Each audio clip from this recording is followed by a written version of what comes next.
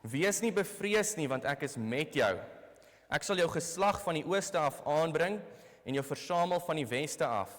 Ek sal sê aan die noorde, gee, en aan die suide, hou nie terug nie. Bring my seuns van ver en my dogters van die einde van die aarde af. Amen. Geliefdes, ontvang die seën van die Here, die genade, barmhartigheid en vrede van God onze Vader en Jesus Christus, deur die kragtige werking van die Heilige Gees, is met elkeen van ons. Amen.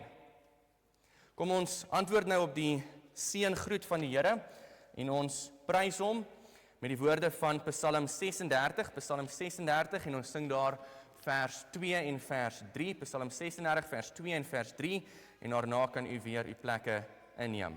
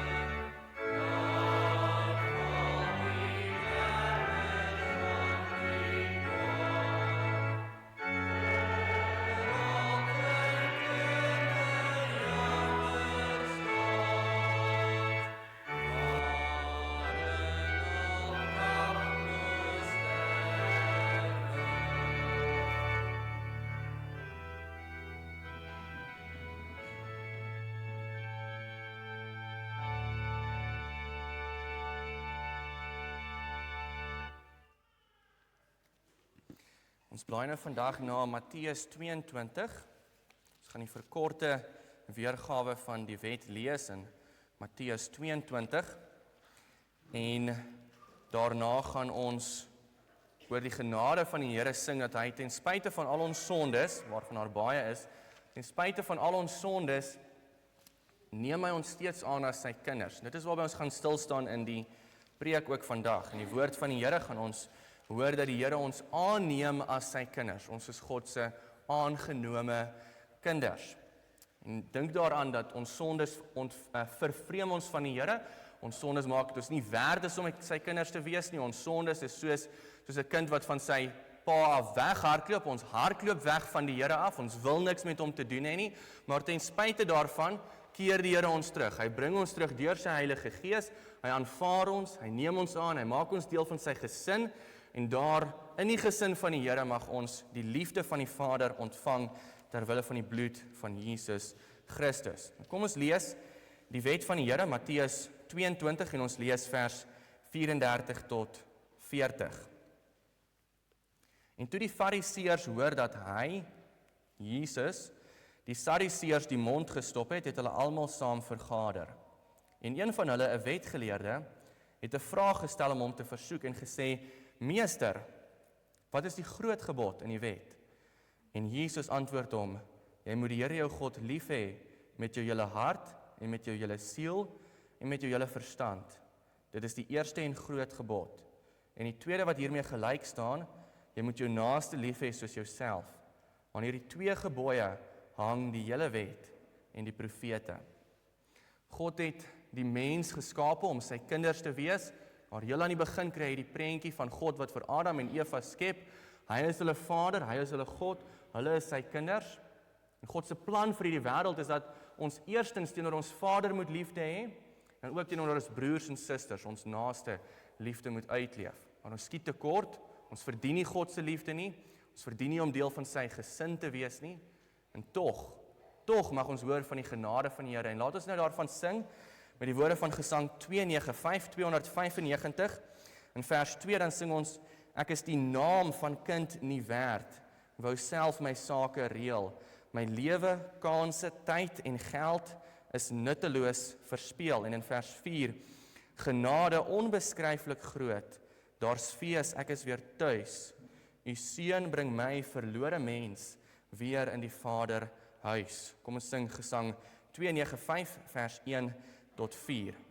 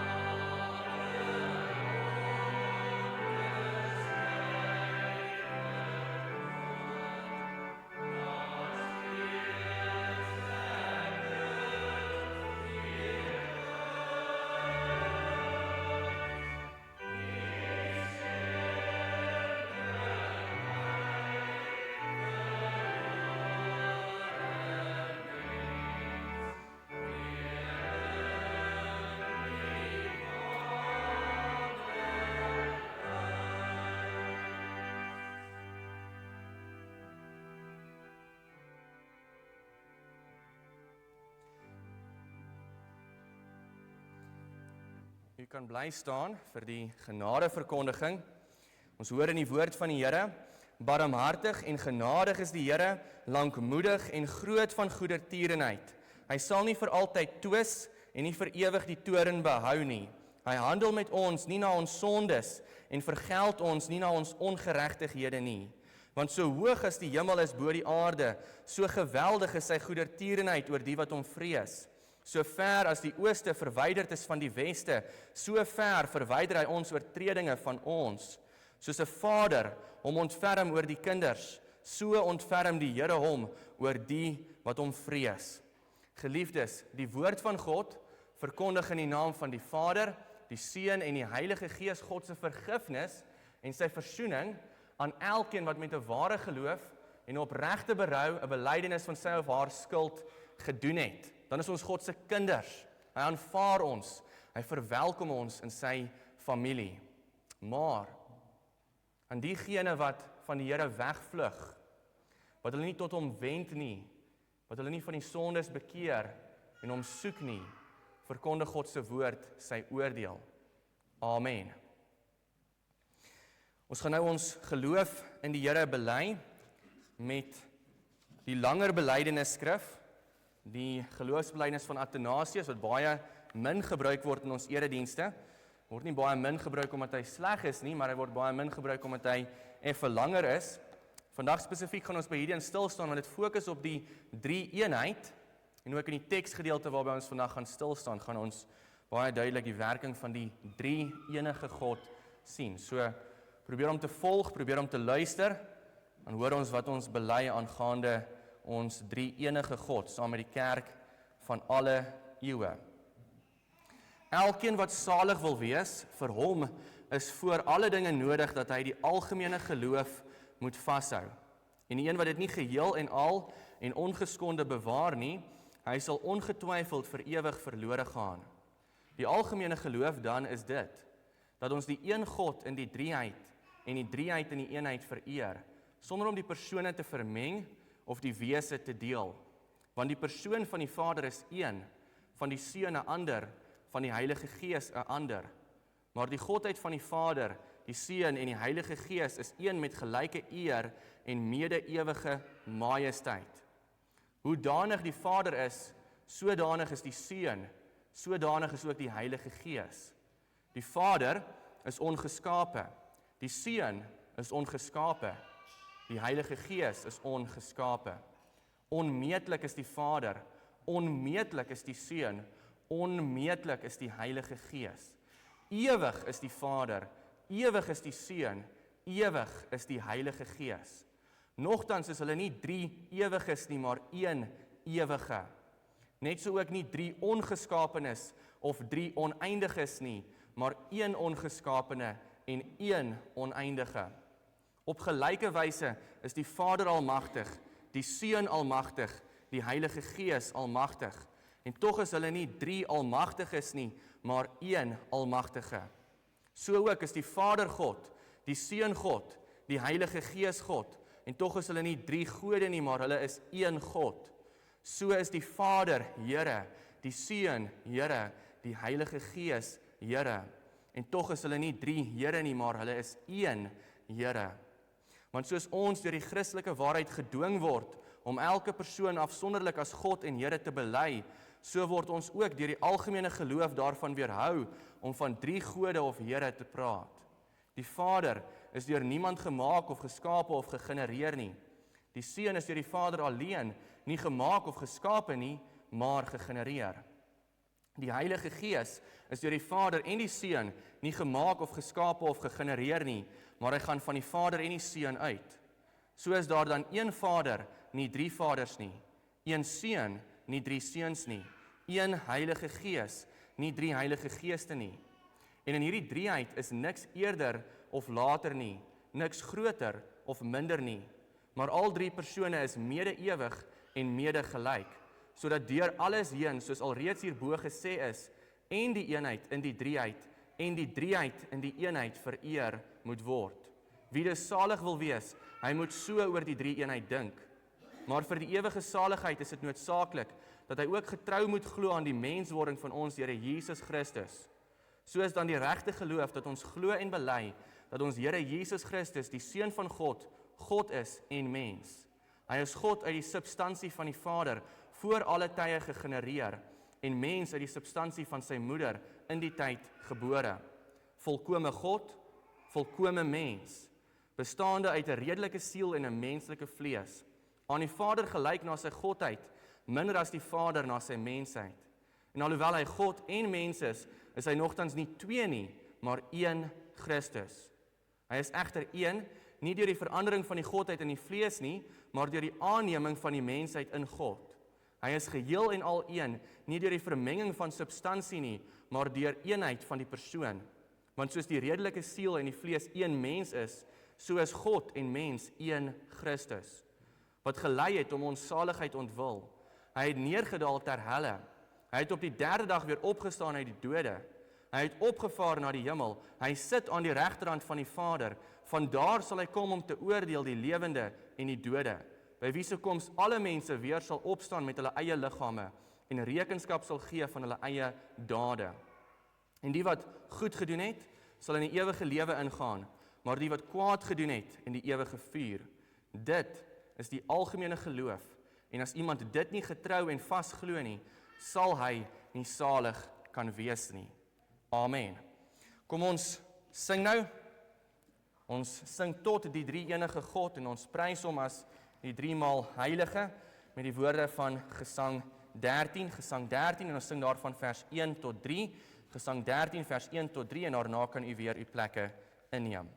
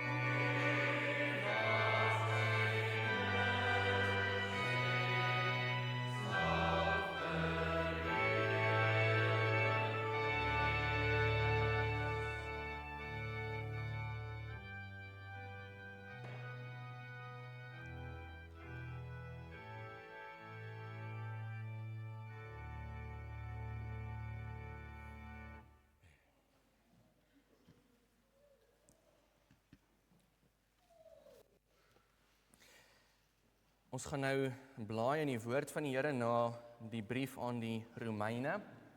Ons gaan blaai na Romeine hoofstuk 8. En dit is ook waaruit die prediking gaan kom.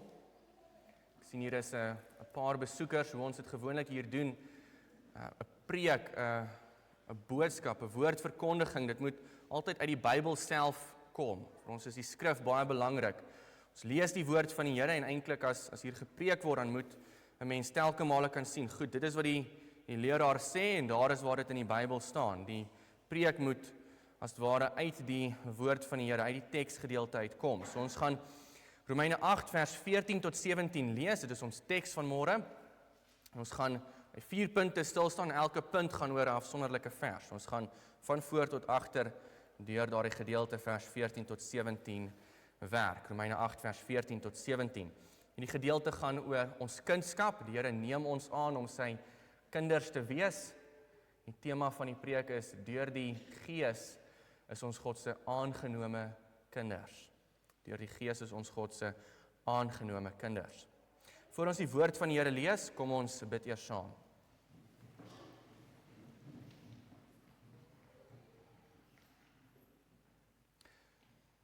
Onse almagtige hemelse Vader, U kinders staan nou hier voor U en ons het reeds ons skuld bely. Daar is baie dinge wat ons teen U doen. Ons is die naam van kind nie werd. Wou self ons sake reël. Ons lewe, kanse, tyd en geld is nutteloos verspeel. Dit is wie ons elkeen van nature is. Van nature vat ons die dinge wat U vir ons gee. Ons vat U liefde, ons vat U gawes en ons mors dit uit. Ons gebruik dit nie om U te eer nie, maar ons gebruik dit heel dikwels tot verheerliking van iets anders, iets wat nie U is nie. En ons bely daardie skuld weer 'n keer, o Here. Dankie vir U genade dat U ons nogtans aanneem om U kinders te wees. Dankie dat U eie seun, Jesus Christus, gaan sterf het aan die kruis, sodat sy bloed ons sondes mag bedek, sodat ons hier mag wees as U gesin, as U kerk. Ons bid dat U nou met ons sal wees deur U Gees, dat U Gees met U kinders sal praat, dat ons uit U woord sal sien wat U vir ons wil sê.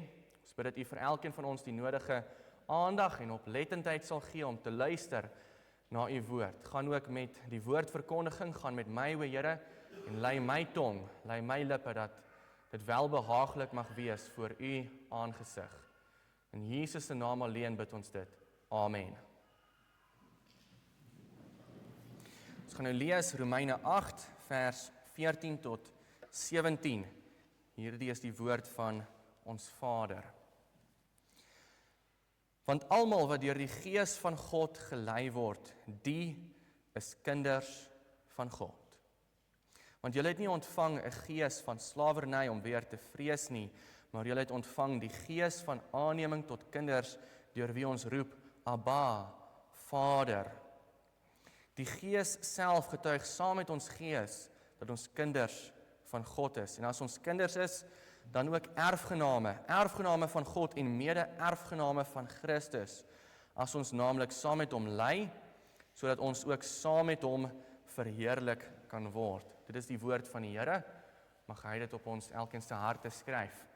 Geliefdes van ons Here Jesus Christus, in sommige kerke praat mense soms van die dag as jy belydenis van geloof doen, dan praat hulle van dit as jou aanneming. Iemand sal sê, op daardie dag en op daardie datum is ek voorgestel en aangeneem.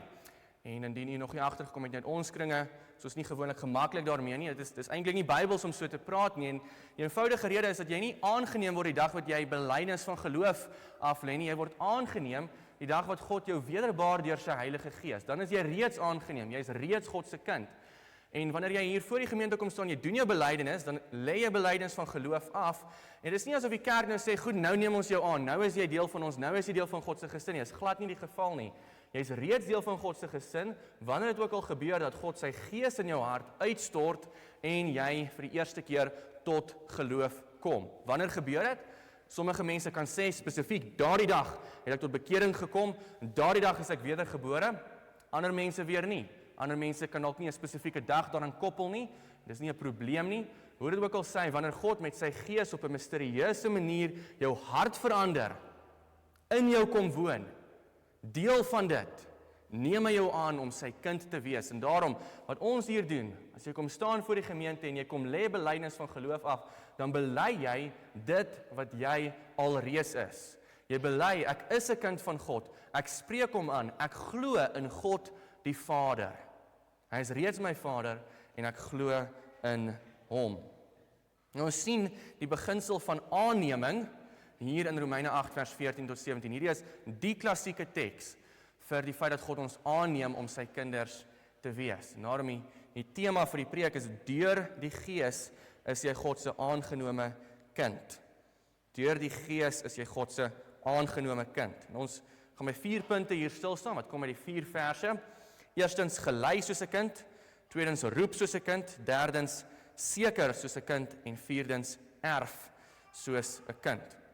Die eerste gedagte, die eerste punt kom hier uit vers 14 en dit is gelei soos 'n kind. Hoor wat lees ons daar in vers 14. Want almal wat deur die Gees van God gelei word, die is kinders van God. Hoor mooi, sien die verband hier, jy sien die hele tyd hierdie verband in hierdie gedeelte tussen die Gees van God en wat dit beteken om 'n kind van God te wees. Deur die Gees, deur die werking van die Heilige Gees, is jy 'n kind van God. Gees van God, kind van God. Almal wat deur die Gees van God gelei word, die is kinders van God. Dis 'n redelike allesomvattende stelling wat hier staan. Jy kan sê, as ons sê ons span twee groot kampe span ons met drade om en ons sê, in hierdie een kamp gaan ons al die kinders van God sit, in die ander kamp kom al die mense wat nie kinders is van God nie. Dan sê hierdie gedeelte vir ons, die mense in hierdie kamp waar die kinders van God is, hulle word ook gelei deur die Heilige Gees, en die mense in hierdie ander kamp, hulle word nie gelei deur die Heilige Gees nie. As jy 'n kind van God is, word jy gelei deur die Gees. As jy gelei word deur die Gees, is jy 'n kind van God. Aan die ander kant, as jy nie gelei word deur die Gees nie, dan is jy nie 'n kind van God nie. In ons wêreld hou mense nie daarvan nie. Ons wêreld is nie mal oor die idee dat jy eksklusief is nie. Ons wêreld sê die beste ding wat jy kan wees is om inklusief te wees. Ons moet net altyd so oop as moontlik wees, soveel as moontlik mense inlaat. Ons nie twee kampe nie. Ons wêreld sê ons altyd net een kamp, behalwe as jy glo in twee kampe, dan is jy in die ander kamp. Hoe dit ook al sê, ons wêreld sê ons een kamp behalwe vir die mense wat nie glo in een kamp nie, dan is jy in 'n ander kamp. Maar die Bybel werk nie so nie. Die Bybel sê nee, daar is 'n skeidslyn. Daar is die kinders van die Here en die mense wat nie kinders van die Here is nie. Daar is die mense wat deur die Gees van God gelei word en die mense wat deur iets anders gelei word. Jy word gelei deur jou eie ambisie, jy word gelei deur een of ander afgod, jy word dalk selfs gelei deur die duiwel, maar jy word nie gelei deur die jy word nie gelei deur die Gees van God nie. Nou, as mens hierdie woord hoor, vers 14, almal wat deur die Gees van God gelei word, die is kinders van God. En is daar twee afgronde, soos dikwels is daar twee afgronde waarvoor jy versigtig moet wees. Aan die een kant kan jy afval, aan die kant wat 'n mens kan sê, dit is die charismatiese kant. Jy kan daar afval en dan sê jy, almal wat deur die Gees van God opgesweep word, die is kinders van God. Maar aan die ander kant kan jy ook afval aan die kant wat ons kan sê is koue konservatisme. En as jy aan hierdie kant afval, dan sê jy, almal wat op enige manier te doen het met die Heilige Gees, is beslis nie 'n kind van God nie. Hoor die verskil? Hierdie vers sê nie een van daardie twee dinge nie. Die vers sê nie almal wat deur die Gees van God opgesweep word nie, maar dit sê ook nie almal wat deur die Gees van God gelei word, is beslis nie kinders van God nie. Wat sê dit? Wat sê die woord van die Here vir ons? Almal wat deur die Gees van God gelei word, die is kinders van God. Die Gees moet werk in jou lewe, hy moet betrokke wees in jou lewe, hy moet jou lei. As hy jou nie lei nie, as jy sê, nee, gee net vir my koue logika, gee vir my naakte feite, gee net vir my brein, gee net vir my rasionaliteit, dit is al wat ek nodig het om 'n Christen te wees, bly weg. Enigiets wat te doen het met die leiding van die Heilige Gees, dit is sonde, dit is charismatisme, dan verstaan ons ook nie hierdie vers nie, verstaan nie hierdie gedeelte nie. Wie is die kinders van God? Dit is die mense wat gelei word deur die Heilige Gees. Aan die een kant gaan dit nie daaroor om in 'n onbeheerste emosionele toestand te wees waar jy opgesweep word deur die Heilige Gees, of eintlik deur jou eie emosies dalk nie, maar aan die ander kant moet jy ook versigtig wees daarvoor om te sê, wag, die Heilige Gees het niks daarmee te doen nie. Almal wat deur die Gees van God gelei word, die is kinders van God. Gebruik 'n beeld wat jy maklik kan verstaan. Onthou, in die hele konteks is dit besig om te gaan oor 'n kind, 'n vader en 'n kind. Ons is God se aangenome kinders. En die beeld wat hier gebruik word as jy hoor die Gees van God lei jou, is soos 'n pa wat sy kind se hand vat en sy kind lei. Jy kan amper die prentjie sien van 'n kleutertjie wat begin om sy eerste tree te gee en steek sy vet armpie so in die lug en vat sy pappa se wysvinger en sy pa lei hom so deur die agtertuin rond. En vir elke oomblik vertrou op sy pa om te weet waar hy moet stap en waar hy nie moet stap nie. Dit is hoe die Heilige Gees ons moet lei. Ons is God se kinders, ons is afhanklik van hom, ons is soos 'n kleutertjie wat sy eerste tree begin gee. Ons kan nie op ons eie stap nie. Daarom het ons God se leiding nodig. Ons het die leiding van die Heilige Gees nodig. Hoe lei hy ons? Kom ons vat 'n voorbeeld. Kom ons sê jy wil graag 'n huis koop en daar is 2 opsies wat jy oorweeg. En een oggend word jy wakker en jy sterk oortuig in jou hart, jy moet gaan met opsie A. Is dit die leiding van die Heilige Gees? Dalk, ons weet nie, jy moet ook oppas dat dit nie dalk net 'n droom was wat jy gisteraand gehad het, as gevolg van die braaivleis of iets soos dit nie. Dit kan nie leiding van die Heilige Gees wees, geliefdes. Maar ons moet versigtig daarvoor wees dat ons nie die leiding van die Heilige Gees dalk met die leiding van ons eie hart verwar nie. Hoe werk die Heilige Gees? Woord en Gees gaan altyd saam. Jy sien dit dwars deur die Bybel. Blaai na die heel eerste bladsy van die Bybel, dan sien jy, daar is die Gees van God by die skepping. Jy lees die Gees van God het gesweef op die waters. In die volgende vers lees jy van die woord van God. God het gesê, laat daar lig wees. In Psalm 33 vers 11 staan daar, deur die woord van die Here is die gemaak en deur die Gees van sy mond hulle hele leer. Woord en Gees. Die Gees werk deur die woord. Jy kan nie die woord van die Gees skei nie, jy kan nie die Gees van die woord skei nie. Die basiese rede is omdat die tweede persoon van die goddelike drie-eenheid die woord genoem word. En die derde persoon van die goddelike drie-eenheid word die Gees genoem. Daarom kan jy nie die woord en die Gees van mekaar skei nie. Die Gees gaan nie iets doen los van die woord nie, en die woord gaan nooit iets doen of werk los van die werking van die Heilige Gees nie. En daarom soek u vir die leiding van die Heilige Gees in u lewe.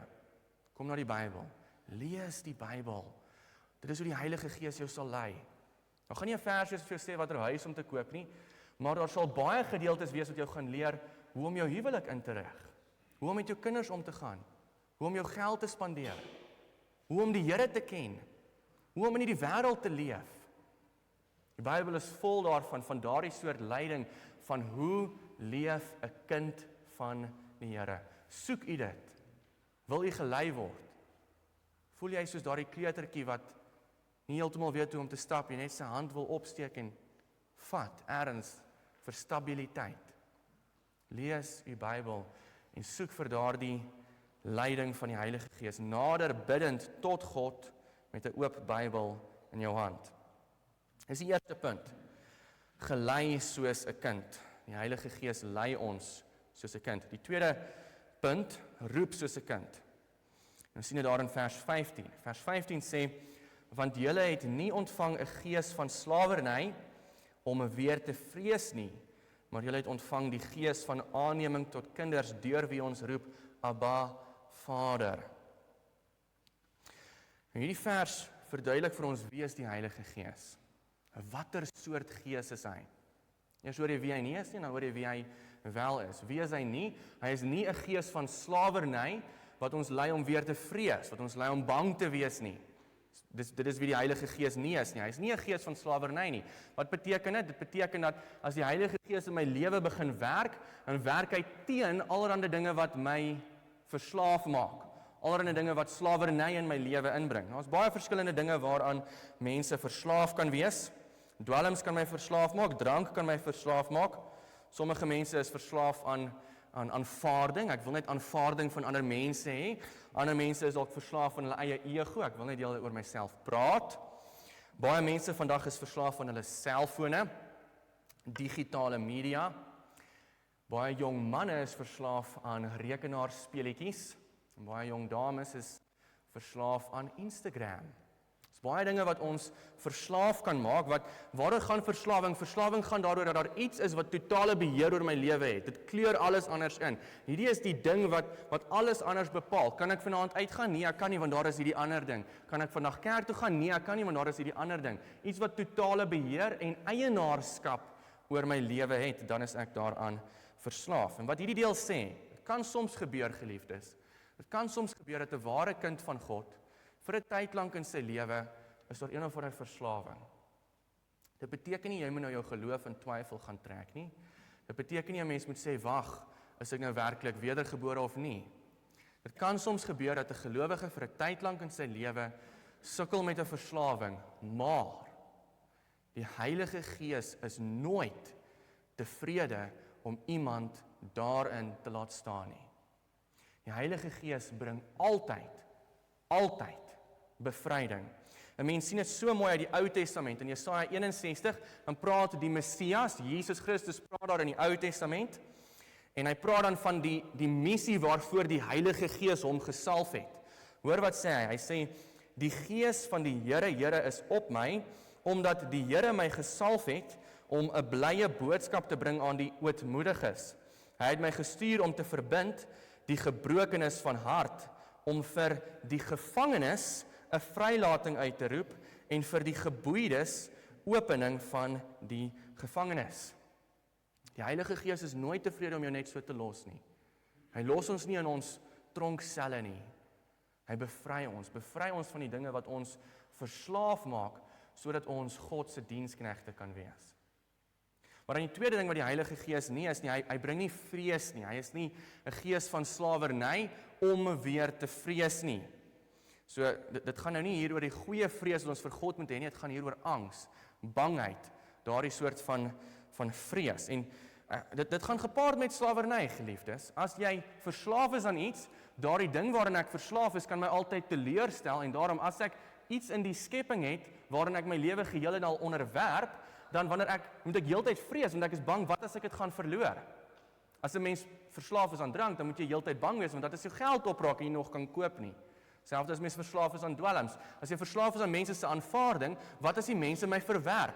As jy verslaaf is aan sosiale media en die boodskap is dat mense vir jou tik op sosiale media, wat as daardie boodskapies omdraai, dat ewe skielik lelike boodskappe begin word? As 'n mens verslaaf is, sal jou lewe ook gevul wees met allerlei vrese.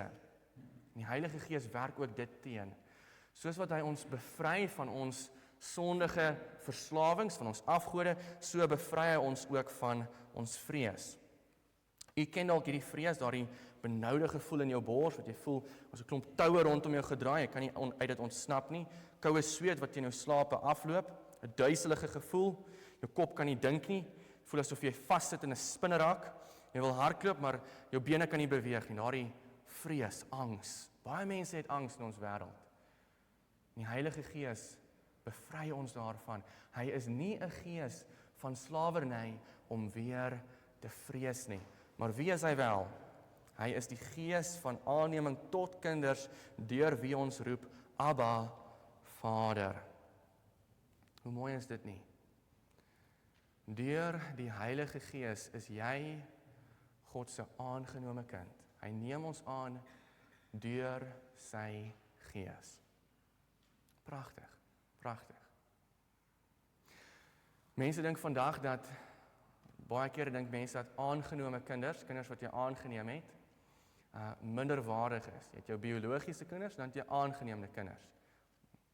Gesinne sal soms grappies maak en vir 'n kind sê, jy is aangeneem, om vir hom te sê daarmee, wel, ons wou jou nooit regtig gehaat het nie.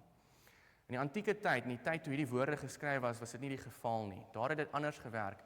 Iemand kon 'n kind aanneem met die spesifieke doel om van daardie kind sy erfgenaam te maak. As jy 'n ouer gehad het, 'n pa gehad het, wat na sy kinders gekyk het en gedink het, ek wil nie hê my kinders moet my naam voortsit en my goed erf nie, dan kon hy 'n kind aangeneem het en vir daardie kind sy naam gegee het en daardie kind dan sy erfgenaam en opvolger gemaak het. 'n Voorbeeld daarvan uit die klassieke tyd is die voorbeeld van Julius Caesar. Sommige mense sê Julius Caesar. Jy weet dalk van hom as jy die Asterix en Obelix boeke gelees het, maar as jy van hom weet, hy het so 'n kind aangeneem. Keiser Augustus, die volgende keiser, was sy kind. Hy het hom aangeneem, en toe hy later in 44 voor Christus vermoor is deur sy vriende, toe het sy kind, sy aangeneemde kind, hom opgevolg op die keiserlike troon. Keiser Augustus het hom opgevolg. Dit is nie die konteks wat hierdie gedeelte van praat, van God wat ons aanneem. Beteken nie ons is minder as of minderwaardige kinders nie. Gaan juis daaroor, hy doen vir ons so 'n ondenkbare groot eer aan. Maar goed, die laaste ding wat jy na die vers hoor, vers 15, ons het die Gees ontvang van aanneming tot kinders, deur wie ons roep, Abba, Vader. God se kinders is nie stom nie, ons praat, ons roep tot hom, Abba, Vader. Abba is nie wat jy 'n kind op jou rug tel en hom dra nie, dit is nie waaroor hierdie gaan nie, dit is die Arameese woord vir Vader. Dit is eintlik 'n baie liefdevolle term, is die term wat Jesus ook gebruik het om God aan te spreek. Jesus het tot God gebid, Abba, en mens sien dit daar in Markus 14 vers 36, en dis 'n baie intieme term, amper soos pa, soos mense vandag sou sê pa. En ons gebruik dieselfde term wat Jesus gebruik het om tot God te praat. Ons spreek God aan soos wat Jesus hom aangespreek het. So eg is ons kindskap. Dat ons God die Vader mag aanspreek soos wat Jesus Christus hom aangespreek het. Nou as 'n kind sy ouers verloor het in 'n winkelsentrum, maar gaan jy dit hoor, nie waar nie, geliefdes? Jy gaan dit hoor. Hy gaan roep, mamma, papa. Hy gaan dit nie in sy binneste bewaar nie, hy gaan roep, hy gaan hulle soek. En dieselfde hier, hierdie woord wat gebruik word vir roep, dit gaan daaroor om hardop te roep. Ons wat die Here dien, ons wat die Here ken, ons roep tot hom. Elke Sondag as ons hier kom staan en ons sing lofliedere, dan sing ons tot God die Vader. Ons roep hom aan, ons kom na hom en sê, Abba, Vader. Ons bid tot hom, ons gebede is hardop hier voor hom. Dit is die ingesteldheid wat ons moet hê. Ons kom na die Here en ons hou dit nie terug in ons harte nie. Ons kom en ons lê dit voor hom oop. Vader, hier is ons. Vader, gee vir ons wat ons nodig het. Waarom? Want ons is sy kinders. Ons roep soos 'n kind. En dan die derde punt wat ons hier sien is in vers 16. Het gaan daaroor sekerheid. Ons is seker soos 'n kind. Vers 16 sê, die Gees self getuig saam met ons gees dat ons kinders van God is. Ons is kinders van God. En die Gees verseker ons daarvan. Hierdie gedeelte praat van twee geeste. Jy kan dit daar hoor. Die Gees getuig saam met ons gees. Nou ten spyte van wat al die ateïste in ons wêreld vandag sê, het mense geeste. Elkeen van ons is nie net 'n stukkie materie wat hier sit van meestal water, wat vasgevang word en rondloop op twee bene nie, ons het ook 'n gees. Ons het 'n onsigbare werklikheid aan elkeen van ons. En my gees kan soms vir my dinge sê, maar die probleem is, my gees, my binneste, my hart is baie keer twyfelagtig. Nie waar nie? God sê vir my in sy woord, ek is lief vir jou, en dan sê my gees, regtig? Is dit werklik so? Ons twyfel maklik, en daarom het ons versekering nodig. Ons het versekering nodig, nie van myself nie, maar van buite myself. Ek het die versekering van die Heilige Gees nodig, sodat hy my kan versterk. Wat is die fout wat ons gereeld maak? Ons dink ek gaan sekerheid kry, deur dieper in myself in te delf. Ek twyfel, ek het allerlei vrae, ek weet nie, het God regtig my sondes vergeef? Is hy regtig lief vir my? Is ek regtig die kind van God? En dan kyk ons dieper in onsself en ons sê, wag, kom maar kyk nog, het ek die regte soort liefde wat ek vir God kan aanbied? En die antwoord is maar altyd nee, my liefde skiet tekort, my dade skiet tekort, ek skiet altyd tekort. Geliefde, jy gaan nie in jouself sekerheid kry nie. Daarom moet ons buite onsself kyk. Ons het die getuienis van iemand anders nodig, die getuienis van die Heilige Gees in die woord van God. Dit is waar die Heilige Gees getuig. Hy getuig hier in die Bybel. As dit sê, die Gees getuig saam met ons gees dat ons kinders van God is, dan verwys dit na die woord van God, waar hy getuig. Waar hy na jou toe kom en sê, jy is 'n kind van God. En ons moet hieraan gewoond raak. Ons oë kyk vir 'n rede buitentoe. Moenie binne toe kyk nie. Moenie sekerheid in die diep kamers van jou eie hart probeer vind nie. Gaan na die getuienis van die Heilige Gees en glo dan wat die Heilige Gees in die woord sê. As hy sê, in Johannes 6 vers 40, elkeen wat die Seun aanskou en in hom glo, mag die ewige lewe hê. Aanskou jy die Seun? Glo jy in die Seun? Dan het jy die ewige lewe. Dit is sy getuienis.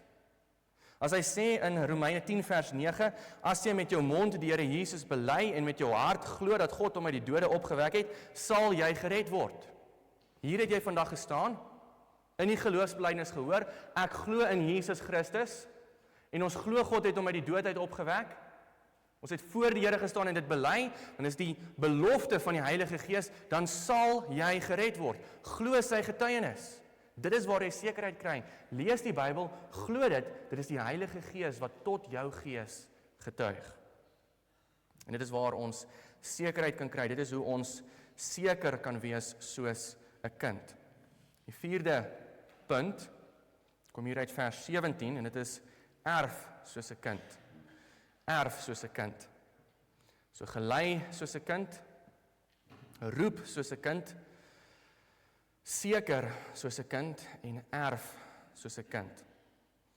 Vers 17 sê, en as ons kinders is, dan ook erfgename van God en mede-erfgename van Christus, as ons naamlik saam met hom ly, sodat ons ook saam met hom verheerlik kan word. Ons erf soos 'n ware kind van God. So eg is ons kindskap, geliefdes, dat ons saam met Jesus Christus sal erf. 'n manier wat jy daaraan kan dink, ons is nie net God se aangenome kinders nie, ons is ook sy bloedkinders. Hy het sy eie seun gestuur sodat sy bloed vergiet kan word, sodat daardie bloed ons deel kan maak van God se gesin. Dit is hoe eg ons kindskap is, geliefdes, dat die bloed van Jesus ons in God se familie ingebring het. En daarom mag ons weet dat ons sal erf. In die Ou Testament, so 'n lang lyn wat 'n mens kan volg van erfenis. Die Here kom na Abraham en hy beloof vir hom dat hy die land Kanaan sal kry, dat hy dit sal hê en sy kinders na hom sal 'n erfenis wees vir hulle. En aanhoudend herinner die Here vir Israel, vir sy volk daaraan, dat die beloofde land is hulle erfenis. Dit is wat hulle gaan ontvang. En mens sien dit byvoorbeeld in Psalm 105 vers 11, waar die Here sê, Kanaan is hulle erfenis. En dan as die Here byvoorbeeld na Farao toe gaan, en vir Farao deur die mond van Moses sê, laat my volk gaan, laat hulle vry, dan sê hy vir Farao dat Israel sy eersgebore seun is. Israel is sy seun, dit is sy oudste seun, die een wat moet erf, en daarom sien jy die hele lang lyn in die Ou Testament van erf. 'n Mens erf die beloofde land, maar die volk van die Here wou dit nie gehaat het nie. Hulle het nie die Here gedien soos hulle vader nie, hulle het nie geleef soos kinders nie, hulle het hom verwerp en allerlei afgode in sy plek opgerig, en daarom ontbeur hulle dan op die ou end die erfenis. Hulle word uit die beloofde land uitgejaag, uitgespoeg, is hoe sommige tekste dit sê. Die beloofde land wil hulle nie meer hê nie. Die Here verwerp hulle as sy kinders. En daarom moet Jesus Christus op die ou end kom, God se enige gebore seun, sy oudste, sy eersgeborene, Jesus Christus kom, hy verdien die erfporsie, maar wat doen hy? Hy aan die kruis sê hy, ek is bereid om dit te deel. Ek lê my lewe af, sodat al die ander mense ook God se kinders kan word, en saam met my kan erf. En dan, in Jesus Christus, ter wille van hom, mag ons weet, ons sal ook erf. Wat is daar die erfporsie? Nou die erfporsie is die hiernamaals, die nuwe lewe, die ewige lewe, die hemel en uiteindelik die nuwe aarde waar ons vir altyd en altyd in God se teenwoordigheid sal wees. Die erfporsie is God self. God self. Psalm 16 sê dit, die Here is die deel van my erfenis en van my beker. Die meetsnoer het vir my in lieflike plekke geval. Ja, my erfenis is vir my mooi. Ons erf daardie verhouding met God, ons erf die voorreg om vir altyd en altyd sy kinders te wees, om vir altyd en altyd vervul te word by hom, die fontein van ware lewe. Dit is wat ons erf. Sien jy nie uit daarna nie? Maak dit nie opgewonde nie, gee jy jou nie koue rillings nie. Dit is waarin ons op pad is. Jy wat hier sit met al jou probleme, al die uitdagings, al die dinge wat mense laat huil, al die dinge wat jou uitput, al die dinge wat wil maak dat jy wil opgee. Jy wat hier sit vandag, jy sal dit erf. Deur die Heilige Gees erf ons ook saam met Jesus Christus. Maar, en dit is 'n belangrike ding wat hier vir ons gesê word, ons erf saam met hom as ons ook saam met hom ly. Mede-erfgename as ons ook deel het in sy lyding. Wat beteken dit? Wel, dit beteken, jy kan nie 'n halwe Jesus hê nie. Jy kan nie Jesus net halfpad hê nie. Jy kan nie net deel hê aan die goeie dinge, net aan die voordele nie. As ek in Jesus Christus is, as ek hom liefhet, as ek sê hy is my ouer broeder, dan beteken dit ek sal nie net saam met hom erf nie. Ek moet ook deel hê in sy lyding. Ek moet deel hê in sy lyding. 'n Mens kan daaraan dink soos enige aardse vriende wat ons kan hê. Dink aan 'n baie goeie vriend wat jy het. Ek is seker jy het baie goeie herinneringe met hom al gehad. Daar is baie goeie dinge wat jy deurgegaan het. Dalk het jy saam met hom op vakansie gegaan al. Dalk was daar baie geleenthede waar jy saam gelag het om die braaivleis vier. Daar is baie kameraadskap, daar is baie kameraderie. Baie goeie herinneringe, maar daar sal ook hartseer herinneringe wees, nie waar nie? Inteendeel, dit is juis in daardie oomblikke van pyn, daardie oomblikke van hartseer, daardie oomblikke van trane, waar die kaf van die koring geskei word, waar jy sien wie is jou ware vriende. As jy werklik iemand se vriend is, dan sal jy nie net deel hê in die voordeel nie, maar jy sal ook deel hê in die lyding. En daarom, as Jesus Christus ons ouer broer word, dan het ons nie net deel in sy erfenis nie, maar ons kry ook deel in sy lyding, in sy bloed. Ons weet nie presies hoe Paulus gesterf het nie. Die Bybel sê nie vir ons nie. Maar daar is 'n baie ou kerklike tradisie wat sê dat hy 'n paar jaar nadat hy hierdie geskryf het, in hierdie einste stad, in Rome, sy kop verloor het. Sy kop is afgekap onder die brutale vervolging van keiser Nero. As dit waar is, dit is heel moontlik waar, en het Paulus hierdie woorde wat hy hier geskryf het, hy het die daad by die woord gesit. Hy het saam met Jesus gelei. Jesus se bloed is vir hom gestort, en daarom was sy bloed ook skuldig aan Jesus. Deur die eeue was daar al honderde duisende, indien nie miljoene martelare nie. Mense wat hulle lewens verloor het, ter wille van Jesus Christus. Moenie die fout maak, om te dink dit kan nie met ons gebeur nie. Watter lyding is daar wat ons bereid is om deur te gaan? Ons het deel aan Jesus, ons het deel aan sy erfenis, maar daarom het ons ook deel aan sy lyding. Mag God gee dat as die oomblik kom, ons ook bereid sal wees om te ly saam met ons Here. Kom ons vat saam. Deur die Gees is jy God se aangenome kind. Hoe wonderlik is dit nie, dat ons God se kinders mag wees. Jy word nie aangeneem wanneer jy belydenis van geloof aflê nie. Jy word aangeneem wanneer die Heilige Gees in jou hart uitgestort word, wanneer jy wedergebore word, dan word jy reeds deel van God se familie. Hoor dit net vandag. Deur die Heilige Gees is jy 'n kind van die hemelse Vader. Deur die Gees lei God jou soos 'n kind. Deur die Gees roep jy tot die Vader soos 'n kind. Deur die Gees verseker God jou dat jy 'n kind is. En deur die Gees mag ons erf en lei soos 'n kind van God, die Vader. Dit, geliefdes, is die wonderlike voorreg waarvan ons deel het deur die Heilige Gees van God. Amen. Kom ons bid saam.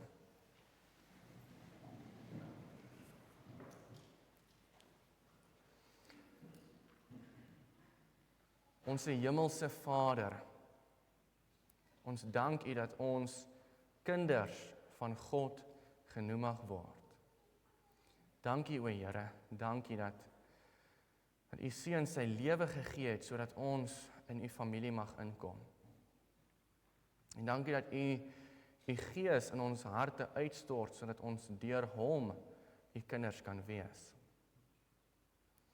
Ons bid o Here, lei ons deur die Heilige Gees. Help ons om te sien hoe ons veronderstel is om te lewe deur u woord. Help ons om te sien en lei ons in ons verhoudings met mekaar, in ons besluite wat ons moet neem in die wêreld daar buite. Ag, ons bid ook, Here, bevry ons deur u Gees. U Gees is nie 'n gees van slawerny wat ons lei tot vrees nie, maar hy is die gees van aanneming tot kinders, deur wie ons tot u roep vandag. Abba, Vader. En ons bid, verbreek tog die tronke wat ons self oprig, verbreek die dinge wat ons onsself aan verslaaf. Ag Here, gee tog dat ons vry mag wees om soos kinders van u te leef. En gee dat ons tot u mag roep.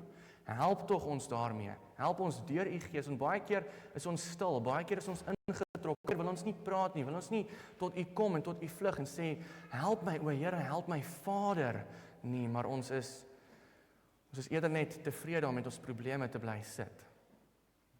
Ag Here, ons bid ook dat u vir ons sekerheid sal gee deur die getuienis van u Gees. Die getuienis in die woord, help ons om buite onsself te soek vir sekerheid en nie binne onsself nie. Help ons om buitentoe te kyk na u woord, te kyk wat die Heilige Gees daar vir ons sê, waar hy ons verseker dat elkeen wat sy vertroue stel in Jesus Christus waarlik gered is, waarlik 'n kind is van God die Vader. Help ons om daaraan vas te hou. Maak ons harte dan ook bereid, o Here, om saam met Jesus Christus te lei. Om te lei saam met ons ouer broer, te lei soos 'n kind van God die Vader.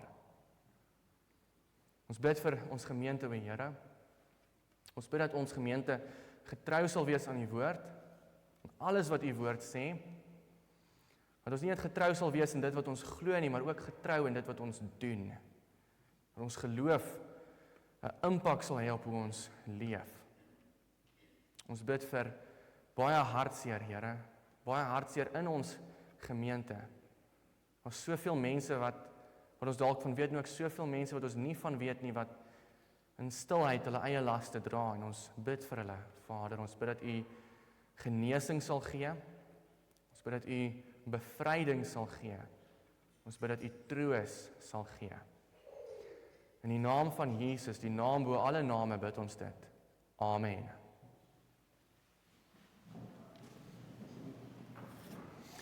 Ons gaan nou Psalm 103 sing, Psalm 103, en ons sing daar vers 1, 6 en 7. In vers 7 sing ons, geen vader wat deur smartgevoel bewoe sy kind aanskou met teerder mededoe as Israels Heer, die wat hom eer en vrees. Daar is geen vader, geliefdes, geen vader wat sy kinders liewer het as wat die Here God sy kinders lief het nie. Kom ons sing Psalm 103 vers 1, 6 en 7.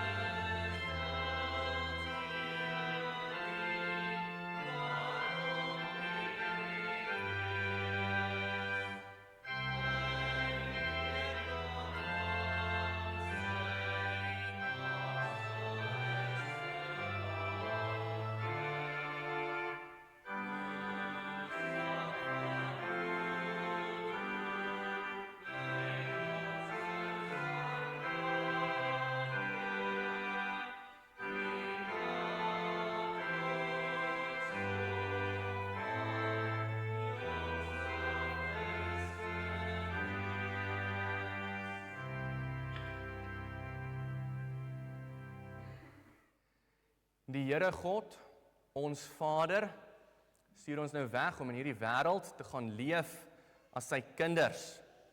Hy seën ons met hierdie woorde. Die Here sal jou seën en jou behoed. Die Here sal sy aangesig oor jou laat skyn en jou genadig wees. Die Here sal sy aangesig oor jou verhef en aan jou vrede gee. Amen.